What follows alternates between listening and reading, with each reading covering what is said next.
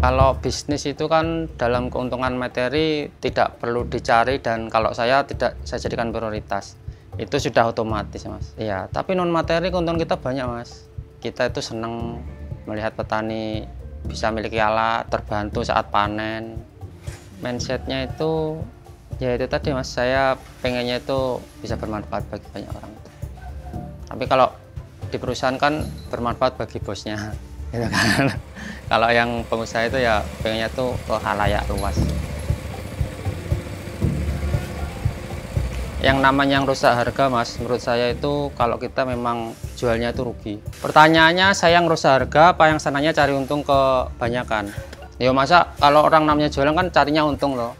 Nah kalau sudah untung saya, masa yang rusak harga? Ya pertanyaan kan gitu. Dan itu memang terjadi, Mas, sebelum lebaran tahun ini kemarin. Saya diajak bacokan. Ya itu, ngerusak harga sama ngerayah pasaran lah kalau bilang itu.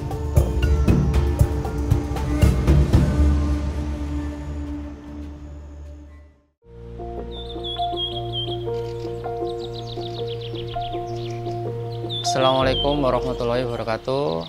Perkenalkan, nama saya Randi Bahtiar Ridwan. Usaha saya di bidang alat-alat pertanian, toko Surga Alam Project. Lokasinya di Dusun Ngade, Desa Gogodeso, Kabupaten Blitar, Jawa Timur. Alasannya namanya Surga itu diambil dari nama almarhum ayah saya, gitu. Jadi namanya kan sebenarnya ayah saya Suryadi Lega, disingkat Surga. Untuk alamnya itu sudah almarhum, sekaligus apresiasi lah gitu. Ini 2022.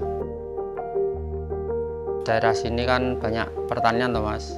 Terus saya lihat juga di ya umumnya Indonesia lah, itu kan memang masih banyak yang manual. Jadi kita menyediakan mesin pertanian. Ada kultivator, mesin dangir, terus herek padi, terus alat sprayer itu buat nyemprot itu. Oke, untuk kultivator ya, kultivator itu fungsinya untuk mengolah lahan sebelum penanaman ataupun sudah panen. Nah, itu ada yang diolah, ada juga yang khusus buat bedengan, buat parit itu, Mas. Itu kalau kultivator. Kalau misalkan herek padi itu buat panen padi, seperti itu. Kalau dangir jagung itu buat menghilangkan gulma-gulma yang ada di sekitar tanaman, seperti itu.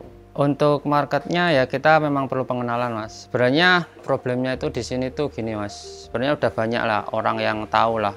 Cuman karena mungkin faktor ekonomi dan juga SDM-nya, ya kita memang pertama perlu pengenalan, sosialisasi, dan juga tentunya menawarkan harga yang murah itu. Murahnya yang jelas di bawah harga pasaran, Mas. Ya pasti badi, Mas. Cuman kan untuk targetnya kita memang nggak ambil banyak lah. Ya nggak kuantiti, Mas. Maksudnya yang penting petani itu bisa terbantu saat mereka itu bertani gitu aja. Gini, Mas, kalau bisnis itu kan dalam keuntungan materi tidak perlu dicari, dan kalau saya tidak saya jadikan prioritas. Itu sudah otomatis, Mas. Iya, tapi non materi keuntungan kita banyak, Mas. Kita itu senang melihat petani bisa memiliki alat, terbantu saat panen. Terus ya tentunya ya keberkahan yang kita cari lah. Kadang kalau kita mendahulukan yang non materi untuk bermanfaatan secara luas, itu kadang-kadang materi datang sendiri, pasti mengalami. Dan itu ya insya Allah saya pegang itu prinsipnya. Gini, Mas, kalau skeptif ya untuk petani yang di sini itu memang ya itu tadi, Mas, perlu pengenalan, dan juga sebenarnya mereka butuh juga loh, Mas. Bukannya skeptif yang kayak gimana. Jadi begitu kita tawarkan itu mungkin ya pasti mikir pastilah. Terus juga problemnya itu saat ini pengoperasian. Kita pun juga menyediakan operatornya, tapi tentunya dengan bimbingan dan didikan. Jika mereka ingin menggunakannya sendiri, dipastikan bisa. Kalau yang sewa itu ya mungkin yang uangnya belum cukup, tapi kalau kebanyakan yang mereka sudah mampu itu pasti beli.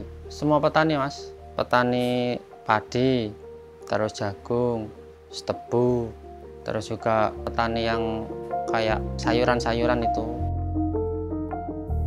Ya kita gimana biar sama-sama jalan aja, Mas. Kalaupun harus kredit ya gak apa-apa. Sebenarnya kita prioritasnya sih murah tapi cash itu. Cuman kalau misalkan petani belum mampu ya kita bantulah gitu. Sebenarnya saya anak teknik mesin. Saya di Bekasi, Universitas Islam Bekasi. Saya soalnya dulu sambil kerja, Mas, kuliah di sana di pabrik gas hidrogen. Ya dulu memang pengennya kalau STM kan rata-rata kerja, Mas ya. Nah setelah saya amati, mencari ilmu itu tetap penting. Jadi saya akhirnya memutuskan untuk kerja sambil kuliah. Dulu kebetulan memang ada rekruternya tuh di sana Mas, di Bekasi. Jadinya ke sana. Setelah lulus 2013, ya 5 tahunan lah di sana Mas. Saya 33 lah Mas. Awal itu dulu masih 2 juta kurang, sampai saya resign itu take home pay hampir 5-6 lah take home pay-nya. Ya enak usaha lah Mas. Kita bisa bebas waktu, itu yang penting. Kita bisa beli jam, tapi kita nggak bisa beli waktu. Terus ya terpenting itu sama income mungkin. Ya alhamdulillah Mas, jauh lah. Makanya Mas tadi bilang kok kecil banget gajinya gitu kan. Pertanyaannya gini, apakah kita kalau nggak jadi pengusaha kita nggak mikir? Iya, saya justru malah yang saya rasakan itu Mas. Jadi berpikirnya itu malah yang positif-positif. Bagaimana strategi hari ini dan juga pengantaran apa hari ini, belum nanti mengkondisikan partner-partner kerja job hari ini apa, apalagi yang perlu diobservasi lagi. Ya itu kan sudah tersistem loh masalah itu. Gini, kalau yang di perusahaan atau ikut orang, ya itu kan mau sampai kapan gitu loh. Sedangkan kan skill yang kita dapat ya cuman itu aja, nggak bisa berkembang. Dulu pertama ya saya udah jenuh. Yang kedua pengen bersama orang tua di Blitar. Yang ketiga ya pengen bermanfaat lebih aja lah Mas. Dulu saat mulai itu ini Mas, saya dropship, reseller kayak gitu. Ya kayak alat-alat teknik itu untuk awal-awal mulai usaha itu seperti itu. Setelah ini ya akhirnya ya alhamdulillah banyak cabang, terus juga bisa dapat partner lah gitu. Menjalankannya itu sebenarnya biasa Mas. Ya kayak mungkin pada umumnya ya pemasaran, terus juga pelayanan, dan tentunya harga yang berkompetisi lah, itu kan kompetitif. Ya sudah itu aja ya.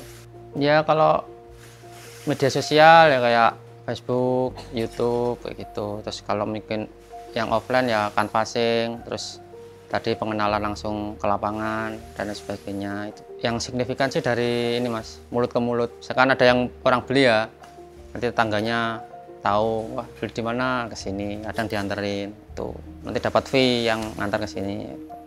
Mindsetnya itu ya itu tadi Mas, saya pengennya itu bisa bermanfaat bagi banyak orang. Tapi kalau di perusahaan kan bermanfaat bagi bosnya gitu kan. Kalau yang pengusaha itu ya pengennya tuh ke khalayak luas. Loh, kadang saya pernah loh Mas itu, saya sampai tunjukin notanya. Iya, kalau orang udah nawarnya mepet ya, entah dengan berbagai alasan, Mas duitku kurang, terus mungkin ngenteni panen, terus juga Mas suruh ngadol wedhus, dilalah rumah jauh. Ya sih Pak, saman badani piro, sa'ikhlas sampean. Dan juga saya dulu pernah ini ada promo kayak gitu juga. Promonya yaitu apa, kasih untung seikhlasnya gitu. Kan kadang kalau wah saya dapetnya segini Pak, kan kadang nggak percaya Mas. Itu pun sebenarnya sama minus Mas. Soalnya kan yang tertera di situ kan harga jualnya. Lah belum ongkirnya ekspedisi kayak gitu. Kalau barang berat kan ya lumayan ongkirnya. Barang senilai 11 juta, saya dikasih untung kalau nggak salah 20.000. Alhamdulillah. 20.000 alhamdulillah ya kan. Nasi pecel udah sama minumnya, gorengannya sudah kenyang. Itu. Iya, serius. Ya memang kayak gitu Mas, dunia perdagangan. Gini Mas, ada prinsip juga bahwa untuk berdagang itu kan gini, berlapang-lapanglah dalam menjual dan berlapang-lapanglah dalam membeli. Artinya kita sebagai penjual ya sebisa mungkin kita ngasih harga murah. Kita sebagai pembeli ya lek nawar jangan keterlaluan kan kayak gitu. Tapi kalau mungkin mereka beralasan wah ini saya belum ada uang, terus belum ada uang tapi butuhnya banget gitu loh Mas.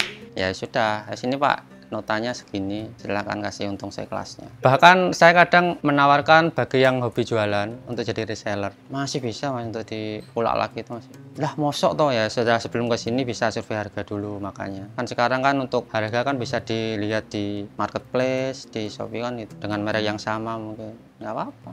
Baik, yang namanya yang rusak harga Mas, menurut saya itu kalau kita memang jualnya itu rugi. Pertanyaannya saya yang rusak harga apa yang sananya cari untung kebanyakan? Ya masa kalau orang namanya jualan kan carinya untung loh. Nah kalau sudah untung saya, masa yang rusak harga? Ya pertanyaan kan gitu. Dan itu memang terjadi Mas, sebelum lebaran tahun ini kemarin saya diajak bacokan. Yaitu ngerusak harga sama ngerayah pasaran lah kalau bilang gitu. Jadi sebelum lebaran kemarin tuh itu ada insiden itulah Mas. Ya sesama pengrajin chopper ya, chopper ya mungkin pasarannya lagi menurun atau apa ya nggak tahu saya. ya tiba-tiba nge-voice note seperti itu. Ya besoknya saya langsung ke sana, nyamperin ke bengkelnya tuh, terus ya saya baik-baik lah kan karena suasananya puasa ya, apalagi 4 hari sebelum lebaran kan. Saya ke sana pengennya apa ya. Sebenarnya ya sebelum saya ke sana pun orangnya udah minta maaf, cuman ya saya ke sana ya dianya udah minta maaf ya sudahlah, selesai kan. Tapi kan gini loh Mas, kalau kita jualan itu didasari rasa iman ya, bahwa rezeki itu sudah ada yang ngatur kan ya, kita mau kayak gimana kan sudah rezeki kita udah nggak tertukar kan, seperti itu tuh, kita udah ditaker lah dan nggak mungkin tertukar kan gitu tuh. Jadi ya sudahlah, bismillah aja, usaha apa terserah, yang penting sesuai dengan etika. Terus juga yang kalau masalah harga kan ya nggak masalah toh Mas, itu loh, sesuai dengan hukum yang berlaku, nggak masalah. Ya produksi sendiri.